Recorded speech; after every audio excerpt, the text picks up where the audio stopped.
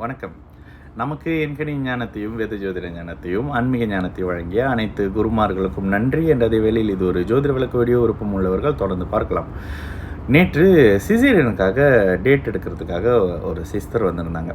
Okay, அப்போ நான் என்னுடைய ஸ்டைலில் ஃபுல் அண்ட் ஃபுல் இது பண்ணி கொடுத்துட்டு, அப்போ அவங்க சொன்னாங்க, நான் எங்களோட ரிலேஷன் வேறு இடத்துல பார்த்தப்ப 2 நாள் கொடுத்தாங்க, 2 தேதி, இந்த தேதி நல்லாயிருக்கு, இந்த தேதி நல்லாயிருக்குன்னு 2 தேதி கொடுத்தாங்க அப்படின்னு சொன்னாங்க.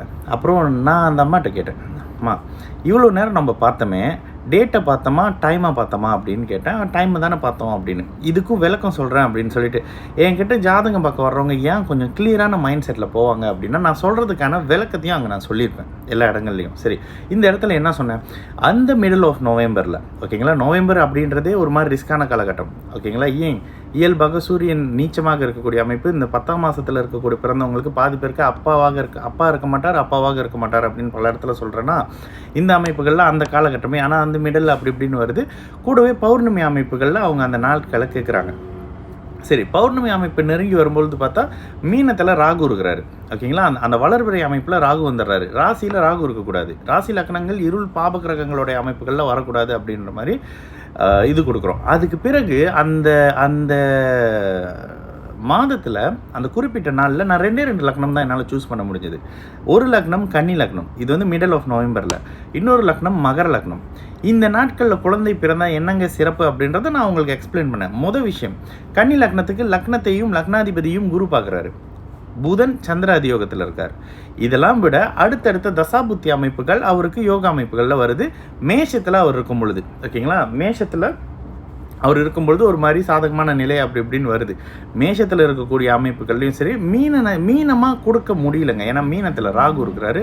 ராசி லக்னங்களோடு இருள் கிரகம் தொடர்பு வந்தாக்கா நிச்சயமான சில பாதிப்பு அமைப்பு இருக்கும். சந்திரன் ராகுவோட சேர்றாருன்னா ஒரு மாதிரியான சில அமைப்புகள் இருக்கும்.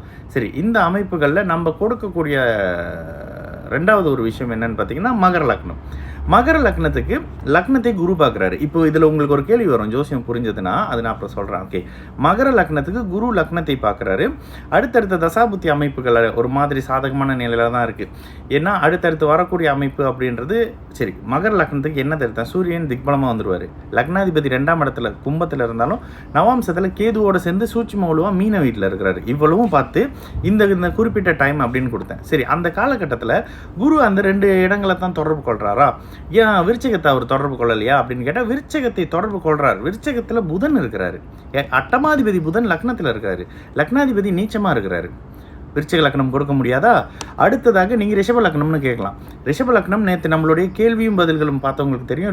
ரிஷப துலாம் லக்னங்களுக்கு லக்னத்தில் குரு இருந்தால் ஒரு மாதிரி சாதகம் இல்லாத நிலைகளை பண்ணுறாரு. அட்டமாதிபதி 6ஆம் அதிபதி அப்படின்ற அமைப்புகள்லன்னு.